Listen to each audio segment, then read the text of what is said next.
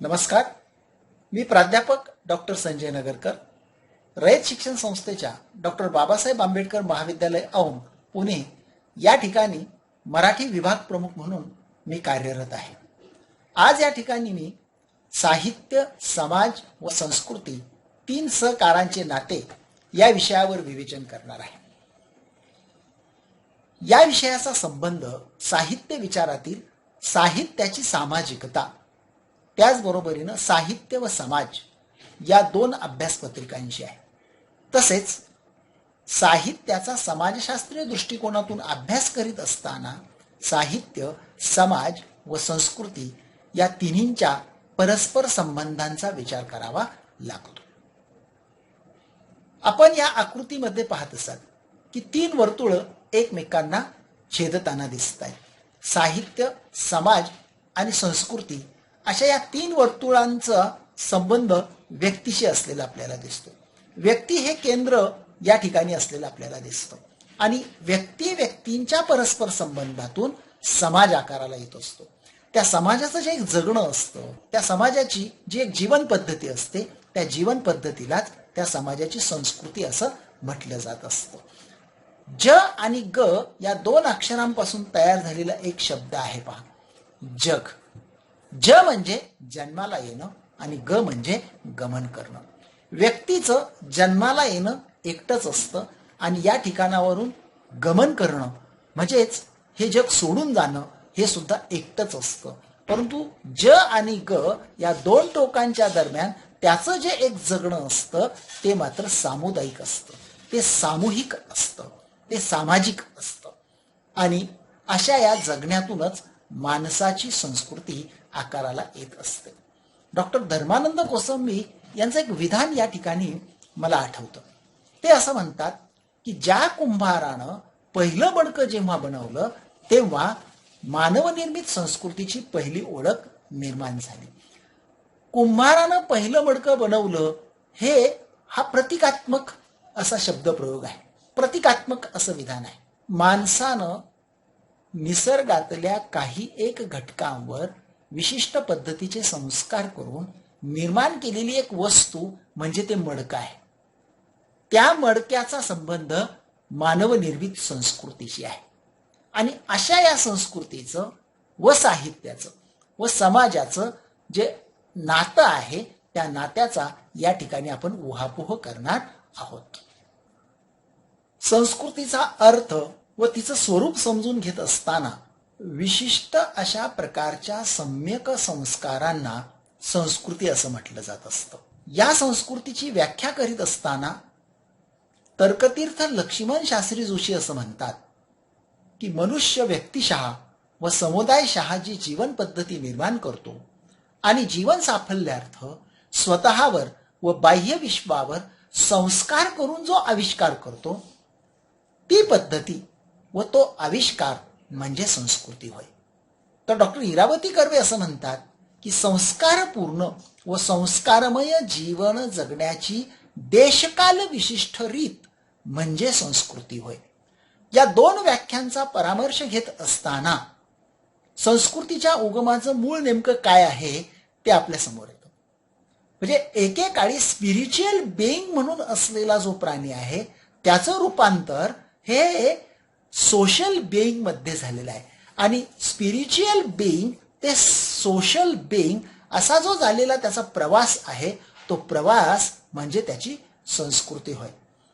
डार्विननं मांडलेल्या उत्क्रांतीवादाच्या सिद्धांताचं या ठिकाणी आपल्याला उदाहरण देता येईल. डार्विननं उत्क्रांतीवादाच्या या सिद्धांतामध्ये माकडापासून माणूस निर्माण झाला असा सिद्धांत त्यानं मांडलेला आहे. म्हणजे चतुष्पाद असलेल्या प्राण्यापासून द्विपाद असलेला माणूस नावाचा जो एक प्राणी निर्माण झालेला आहे, या निर्मितीच्या प्रक्रियेमध्ये जो अवयव जास्त काळ वापरला जात नाही किंवा जी गोष्ट जास्त काळ वापरली जात नाही ती कालांतरानं नष्ट होते किंवा संपून जाते. हा निसर्ग नियम आहे. त्याप्रमाणे माकडाची असलेली जी शेपूट आहे तिचा वापर कालांतरानं कमी कमी होत गेला आणि ती शेपूट गेली आणि आपण विनोदानं कधी कधी असं म्हणतो की माकडाची शेपूट गेली पण माकड हाड मात्र राहिलेला आहे. तर असं चतुष्पाद प्राण्यापासून द्विपाद असा झालेला हा जो प्राणी आहे या प्राण्यानं निर्माण केलेल्या संस्कृतीची दोन अंग आहेत. एक पहिलं अंग म्हणजे भौतिक अंग आणि दुसरं म्हणजे मानसिक अंग.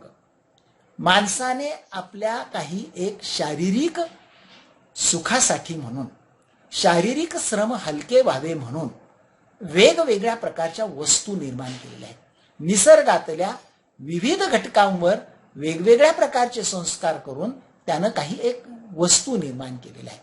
उदाहरणार्थ, आपले शारीरिक श्रम हलके व्हावे म्हणून त्यानं निर्माण केलेल्या मिक्सर सारख्या वस्तूचं उदाहरण या ठिकाणी देत आहेत. एकेकाळी आपल्याकडची गृहिणी ही पाट्या वरवंट्यावर मसाला वाटायचं काम करायची आणि हा मसाला वाटण्यासाठी काही एक प्रमाणामध्ये कष्ट करावेच लागतात, शारीरिक श्रम हे करावेच लागतात. हे श्रम हलके व्हावे म्हणून विचार करणाऱ्या या माणसानं नंतर मिक्सर सारख्या वस्तूची निर्मिती केलेली दिसते. म्हणजे अशा विविध प्रकारच्या ज्या काही वस्तू त्यानं निर्माण केलेल्या आहे, कुंभारानं निर्माण केलेल्या मडक्यापासून तर आजच्या काळातल्या इंटरनेटच्या महाजालापर्यंत जे काही एक भौतिक असं विश्व निर्माण झालेलं आहे, हे भौतिक विश्व म्हणजे संस्कृतीचं भौतिक विश्व आहे. शारीरिक सुखाच्या संकल्पनेतून निर्माण झालेलं हे एक विश्व आहे. परंतु माणूस हा मन असलेला देखील एक प्राणी आहे. या मानसिक सुखाच्याही काही एक संकल्पना आहे आणि मग या मानसिक सुखाशी संबंधित मानवी मनाच्या ज्या संवेदना असतात, भावना असतात, कल्पना असतात, या कल्पनांचा आविष्कार करण्याच्या प्रेरणेमधूनच त्यानं कलेचं एक मोठं विश्व निर्माण केलेलं दिसतं. विविध प्रकारच्या कला त्यानं या ठिकाणी निर्माण केलेल्या दिसतात. त्याचबरोबरीनं मानवी मनाला एक चांगलं वळण लागावं, त्याच्या मनावर एक चांगले संस्कार व्हावे म्हणून त्यानं वेगवेगळ्या प्रकारच्या प्रथा, वेगवेगळ्या प्रकारचे संकेत किंवा वेगवेगळ्या प्रकारच्या परंपरा देखील निर्माण केलेल्या आहेत. त्याचबरोबरीनं आपलं मन रिझवावं म्हणून त्यानं विविध प्रकारचे सण, उत्सव, विधी हे देखील निर्माण केलेले आहेत. पाप पुण्याविषयीच्या देखील संकल्पना त्यातूनच निर्माण झालेल्या दिसतात. त्याच पद्धतीनं समाजामध्ये काही एक विकृती निर्माण होऊ नये व समाजाला एक चांगला आकार प्राप्त व्हावा म्हणून वेगवेगळ्या प्रकारचे लोकसंकेत देखील या ठिकाणी निर्माण झालेले आहेत किंवा काही एक कायदे कानून देखील निर्माण झालेले दिसतात. आणि त्याचा संबंध साहित्याशी कसा आहे या बाबतीत प्लेटोच्या रिपब्लिक या नावाच्या ग्रंथाचं या ठिकाणी उदाहरण देता येईल. प्लेटोनं रिपब्लिक नावाच्या आपल्या या ग्रंथाच्या 10व्या प्रकरणामध्ये आदर्श राज्याची एक संकल्पना मांडलेली आहे आणि त्यामध्ये त्यानं साहित्यिक आणि कवी यांच्यावर एक आरोप केलेला आहे. या साहित्यिक आणि कवींना या देशातून हाकलून दिलं पाहिजे असं तो म्हणतो. कारण हे साहित्यिक मानवी भावना किंवा विकार जे आहेत ते विकार चेतवण्याचं काम ते करतात आणि म्हणून अशा साहित्यिकांवर दोषारोप त्यानं केलेला आपल्याला दिसतो आहे. सेन्सॉर सारख्या गोष्टीची गरज त्यातूनच पुढे आलेली आपल्याला दिसते. संस्कृतीच्या मानसिक अशा विश्वापैकीच एक भाग म्हणजे कला होय. माणसानं आपल्या मनाचा, भावनांचा व कल्पनांचा आविष्कार करत असताना किंवा आपलं मन रिझवावं म्हणून विविध प्रकारच्या कला त्यानं निर्माण केलेल्या आहेत. या वेगवेगळ्या ज्या कला आहेत त्या कलांमध्ये केवळ माध्यम भिन्नतेमुळे या वेगवेगळ्या कला ज्या आहेत त्या कलांचे प्रकार आपल्या पुढे येतात. म्हणजे रंग आणि रेषांमधून चित्रासारखी कला पुढे येते, पदलालित्यामधून नृत्यासारखी कला येते. त्याचप्रमाणे शब्द या माध्यमामुळं साहित्यासारखी कला या ठिकाणी निर्माण झालेली दिसते आहे. आणि असं हे जे साहित्य आहे हे समाज सापेक्ष असतं. ही देखील एक संस्कृती विशिष्ट कला असल्याचं आपल्याला म्हणता येतं. साहित्याचा अर्थाचा या ठिकाणी विचार करत असताना दोन पद्धतीने आपल्याला हा विचार करता येतो. म्हणजे स अधिक हित बरोबर सहित म्हणजे साहित्य होय. जे सर्वांचं हित करतं त्याला साहित्य असं म्हणावं. सर्वांचं हित करतं म्हणजे समाजामध्ये अनाचार निर्माण होऊ नयेत, विकृती निर्माण होऊ नयेत, सदाचार निर्माण व्हावेत, समाजाला चांगलं वळण लागावं म्हणून वेगवेगळ्या प्रकारचे नीतिबोध करणारे किंवा संस्कार देणारे जे साहित्य प्रकार निर्माण झालेले आहेत त्यामध्ये प्राचीन काळापासून वेगवेगळ्या प्रकारच्या नीतिकथा बोधकथांचा या ठिकाणी आपल्याला विचार करता येईल. किंवा रामायण महाभारतासारख्या ग्रंथांचा पगडा आजही समाजाच्या मनावर असलेला आपल्याला पाहायला मिळतो. तर जे सर्वांचं हित करतं त्याला साहित्य असं म्हणावं.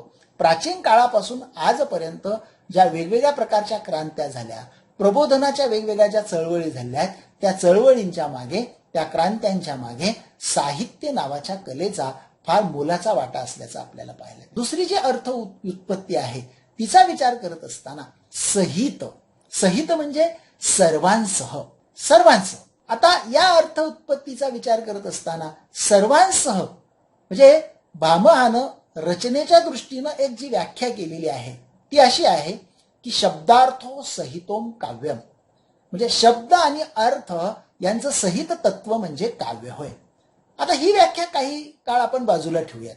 सामाजिक दृष्ट्या आपण जेव्हा सहित या शब्दाच्या मधून निर्माण झालेल्या साहित्याचा विचार करतो त्यावेळी जे सर्वांसह असतं म्हणजे या साहित्य व्यवहाराच्या केंद्रस्थानी वाचक असतो, लेखक असतो, निर्माता असतो. हा लेखक ज्या समाजाचा एक भाग असतो, ज्या समाज गटाचा एक भाग असतो, त्या समाजाचा, त्या समाजातील विविध प्रकारच्या प्रथा परंपरांचा, त्या समाजात त्याला भेटलेल्या व्यक्तींचा, वेगवेगळ्या प्रकारच्या भाव अनुभवांचा प्रभाव त्याच्या मनावर पडत असतो. म्हणजे जे सर्वांसह असतं म्हणजे साहित्य निर्मिती ही त्या लेखकाची स्वतःची एक निर्मिती असली तरी त्या निर्मितीमध्ये तो लेखक समाजासह व्यक्त होत असतो. आणि त्या दृष्टीनं मग सहित म्हणजे जे सर्वांसह असतं, समाजासह असतं, आपल्या सांस्कृतिक प्रभावासह असतं त्याला साहित्य असं म्हणावं. तर असा हा साहित्याचा किंवा साहित्य कलेचा समाजाशी व संस्कृतीशी असलेला संबंध जो आहे तो या अर्थ व्युत्पत्तीमधून पुढे येताना आपल्याला दिसतो. साहित्याच्या सामाजिकतेचा व संस्कृती विशिष्टतेचा विचार करीत असताना जगातील विविध विचारवंतांनी त्या बाबतीत जी मतं मांडलेली आहेत त्या मतांचा या ठिकाणी आपल्याला परामर्श घेणं गरजेचं आहे. जगतविख्यात फ्रेंच तत्वज्ञ इम्पोलियन टेन असं म्हणतो. या इम्पोलियन टेननं वंशदाय, परिस्थिती व कालमान या 3 संज्ञा वापरलेल्या आहेत. तो असं म्हणतो की वंशदाय, वातावरण किंवा परिस्थिती व कालमान हे कला साहित्यावर प्रभाव गाजवीत असतात. तर या त्याच्या विधानामधून साहित्याचा किंवा कलेचा संबंध वंशदायाशी, भोवतालच्या परिस्थितीशी आणि त्या त्या काळातल्या वातावरणाशी कसा असतो यावर तो प्रकाश टाकताना दिसतो. तर यावर खूप चांगल्या पद्धतीनं भाष्य करत असताना गंबा सरदार असं म्हणतात की मनुष्याच्या वैयक्तिक व सामाजिक जीवनातील अंतःप्रवाहाचा साकल्याने वेध घेण्याचे सामर्थ्य साहित्याच्या ठिकाणी असते. साहित्याचे स्वरूप केवळ छायात्मक नाही. कोणत्याही समाजाच्या साहित्यात त्याची संस्कृती प्रतिबिंबित झालेली असते हे तर खरेच. पण एवढ्याने साहित्याचे कार्य संपत नाही. संस्कृतीच्या निर्मितीतही साहित्याचा सहभाग असतो. संस्कृतीचे संगोपन, संवर्धन, नवीनीकरण व प्रसार प्रज्ञावंत व प्रतिभासंपन्न लेखक साहित्याच्या माध्यमातून काही प्रमाणात करू शकतात. अशा पद्धतीने साहित्य व संस्कृती यांचा आंतरिक, सचेतन व अतूट संबंध आहे. गंबा सरदारांचं हे दीर्घ विवेचन साहित्याच्या सामाजिकतेवर व संस्कृती विशिष्टतेवर खूप चांगल्या पद्धतीनं प्रकाश टाकतं. तर मसू पाटलांनी साहित्याच्या निर्मिती संदर्भामध्ये कोणत्याही साहित्य कृतीचा निर्मिती संदर्भ लेखकाचा वर्तमान संदर्भ असतो. त्याच्या भोवतालची सामाजिक, सांस्कृतिक परिस्थितीच त्याला निर्मितीसाठी उद्युक्त करते. त्या दृष्टीने कोणतीही साहित्यकृती ही तत्कालीन सामाजिक, सांस्कृतिक संदर्भाने परिवेष्टित असते. तर सदा कराडे यांनी मानवी संबंध आणि सामाजिक संबंधांचा साहित्याशी असलेला अनुबंध स्पष्ट करत असताना असं म्हटलंय की सामाजिक संबंध मानवी संबंधात परावर्तित होतात आणि मानवी संबंध साहित्यातच परावर्तित होतात. म्हणून साहित्यातील मानवी संबंधांच्या अनुरोधाने सामाजिक संबंधांचा अन्वयार्थ लावता येतो. हॅरी लेविननं साहित्य आणि समाज यामधल्या संबंधांवर प्रकाश टाकताना असं म्हटलंय की साहित्य आणि समाज यांच्यातील संबंध अन्योन्य असतात. साहित्य हा केवळ सामाजिक कारणांचा परिणाम नसतो, तर ते सामाजिक परिणामांचे कारणही असू शकते. कार्ल मार्क्सचा विचार केल्याशिवाय तर साहित्य आणि समाजाचं नातं पुढे जाऊच शकत नाही. कार्ल मार्क्सनं इतिहासाच्या दृष्टीनं भाष्य करत असताना असं म्हटलंय की साहित्य हे इतिहासाच्या अभ्यासाचे साधन असते. तर अशा या विविध विचारवंतांच्या किंवा अभ्यासकांच्या या मतांमधून, विचारांमधून साहित्याची सामाजिकता आणि साहित्याची संस्कृती विशिष्टता यावर प्रकाश पडण्यास मदत होते. विविध विचारवंतांच्या मतांचा विचार केल्यानंतर साहित्याच्या सामाजिकतेचा मराठी साहित्याशी असलेला संबंध आपल्याला काही उदाहरणांच्या माध्यमातून या ठिकाणी पाहता येतो. तर संस्कृतीचं संगोपन करायचं काम साहित्याच्या माध्यमातून होत असतं, संवर्धन करायचं काम साहित्याच्या माध्यमातून होत असतं किंवा नवीनीकरण करायचं काम साहित्याच्या माध्यमातून होत असतं. त्याचप्रमाणे साहित्याला मूलद्रव्य पुरवायचं काम संस्कृती करत असतं आणि अशा या सांस्कृतिक किंवा सामाजिक पर्यावरणामधूनच साहित्याला आपली आशय बीजे सापडत असतात. तर ती कशी? तर साहित्याचं माध्यम असलेली जी भाषा आहे त्या भाषेची सामाजिकता समजून घेतली सर्वात प्रथम आपल्याला या ठिकाणी समजून घ्यावी लागेल. भाषा हे साहित्याचं मूलद्रव्य आहे, त्याचबरोबरीनं भाषा ही साहित्याचं माध्यम देखील आहे. तर अशा या भाषेची सामाजिकता समजून घेत असताना भाषा ही संस्कृती वाहक असते असं म्हणतात किंवा तिथल्या संस्कृतीचा चेहरा ही तिथली भाषा असते. त्या भाषेमध्ये वापरले जाणारे शब्दप्रयोग असतात, शब्द असतात. तर अशा या भाषेचं किंवा लॉर्ड चेम्सफोर्डनं शब्द हे विचारांचे कपडे असतात असं म्हटलेलं आहे. मानवी मेंदूमध्ये जे काही विचार प्रक्रिया चाललेली असते त्या विचार प्रक्रियेतूनच शब्द प्रकट होत असतात किंवा त्या शब्दामधून विचार प्रकट होत असतात. मराठी संस्कृतीमध्ये किंवा महाराष्ट्रामध्ये बांगडी फुटली हा शब्द प्रयोग वापरला जातो. बांगडी फुटली. मग पानिपतच्या बकरीमध्ये ज्यावेळी असं एक वाक्य येतं की पानपतावर 1.25 लाख बांगडी फुटली, तर 1.25 लाख बांगडी फुटली हा शब्द प्रयोग किंवा हा वाक्प्रचार ऐकल्या, बांगडी फुटली हा वाक्प्रचार ऐकल्याबरोबर मराठी माणसाला त्याचा अर्थ लगेच कळतो. कारण महाराष्ट्रीयन संस्कृतीमध्ये बांगडी फुटल्याचा संबंध किंवा बांगडी फुटणे म्हणजे वैधव्य येणे किंवा तो जो काही विधी आहे त्या विधीची माहिती महाराष्ट्रीयन माणसाला असते आणि पर्यायानं जो शब्दप्रयोग आपण ऐकतो तो ऐकल्याबरोबर आपल्याला त्याचा अर्थ कळतो. आता हाच शब्दप्रयोग किंवा हे वाक्य एखादा इंग्रजी माणूस जसंच्या तसं कसा अर्थ घेईल, आंग्ल भाषिक माणूस या वाक्याचा अर्थ कसा घेईल, मग त्याचं भाषांतर तो कसा करेल? तर इन पानिपतः 1,25,000 बेंगॉल्स आर क्रॅक्ड.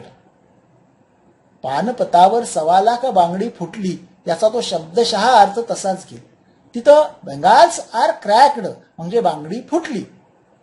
हा जो वाक्प्रचार आहे हा वाक्प्रचार त्याच्या संस्कृतीत नाही, ती प्रथा तिथल्या संस्कृतीत नाही, त्यामुळं तो जसाच्या तसा अर्थ त्याचा घेईल. तर वेगवेगळ्या प्रकारची प्रतीकं, वेगवेगळ्या प्रकारच्या प्रतिमा, मिथक किंवा वाक्प्रचार जे साहित्यामध्ये वापरले जात असतात ते संस्कृतीचा चेहरा म्हणून तिथं येत असतात. ते संस्कृती वाहक असतात. या प्रक्रियेतला दुसरा महत्वाचा घटक आहे तो म्हणजे लेखक. आता लेखकाची सामाजिकता. हा लेखक म्हणजे साहित्याचा जो निर्माता आहे हा स्वयंभू असतो, स्वायत्त असतो आणि तो त्याच्या मनातील भावभावनांचा, अनुभवांचा आविष्कार त्याच्या साहित्यामधून करत असतो. परंतु हा लेखक एखाद्या विशिष्ट समाजाचा घटक असतो, समाजाचा एक भाग असतो आणि तो ज्या समाजामध्ये जन्माला आलेला असतो, ज्या समाजामध्ये तो वावरत असतो, ज्या समाजातल्या व्यक्ती त्याला भेटलेले असतात, त्या व्यक्ती, ते अनुभव, ते प्रसंग त्याच्या मनावर संस्कार करून जात असतात आणि त्यातूनच मग एक विशिष्ट प्रकारचा आशय त्याला सुचत असतो आणि तो त्याच्या साहित्यात व्यक्त होत असतो. ट्रॉटस्कीनं असं म्हटलंय की कवीला आशय आपल्या सामाजिक परिस्थितीतून सापडत असतो.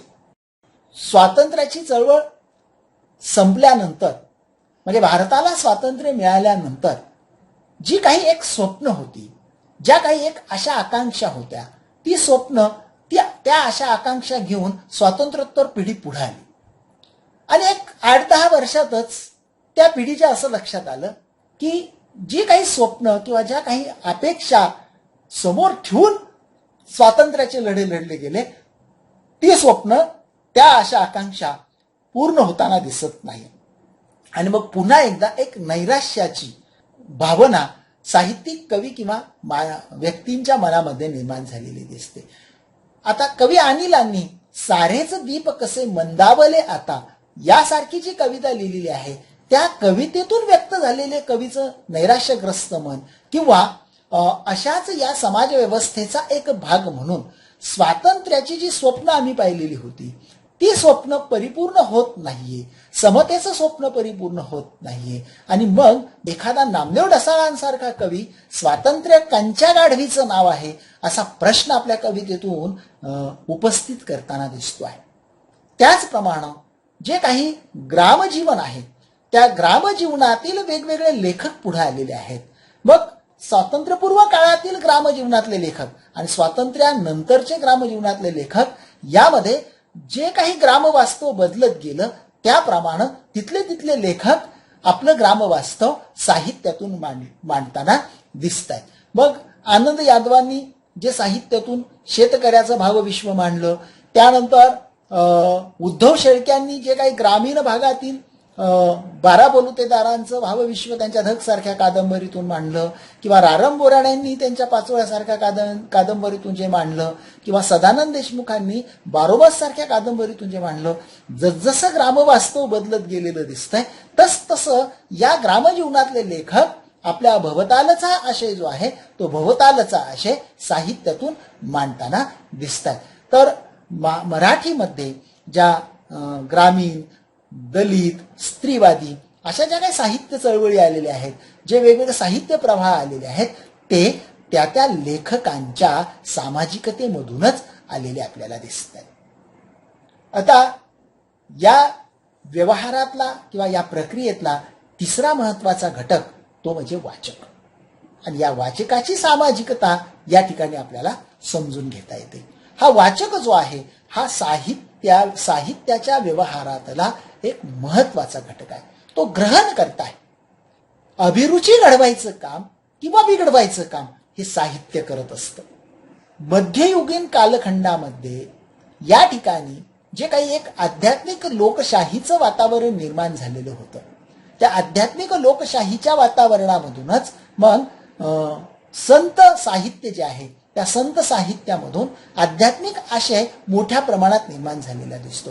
आणि गेली 750 वर्ष इथल्या ग्रामजीवनामध्ये या वारकरी साहित्याचा असलेला जो प्रभाव आहे तो आपल्याला आजही असलेला पाहायला मिळतो आहे.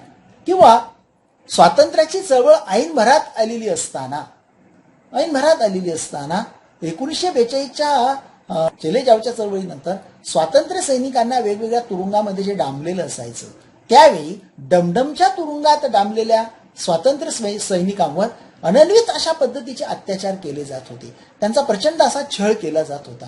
तरीही हसतमुखानं हे स्वातंत्र्य सैनिक जे आहे, गरजा जय जयकार क्रांतीचा, गरजा जय जयकार, अनघ्या झेलुनी छातीवरती वज्रांचे प्रहार, यासारख्या कुसुमाग्रजांच्या काव्यपंक्ती त्यांच्या ओठांवर होत्या.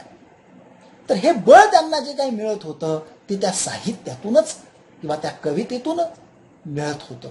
किंवा 1905 ज्यावेळी इथं लॉर्ड कर्झननं बंगालची फाळणी जाहीर केली आणि त्यानंतर मराठी रंगभूमीवर एक नाटक आलं किचक वध नावाचं. हे नाटक पौराणिक होतं, परंतु या नाटकामधला जो किचक आहे त्या किचकाच्या जागेवर इथल्या लोकांना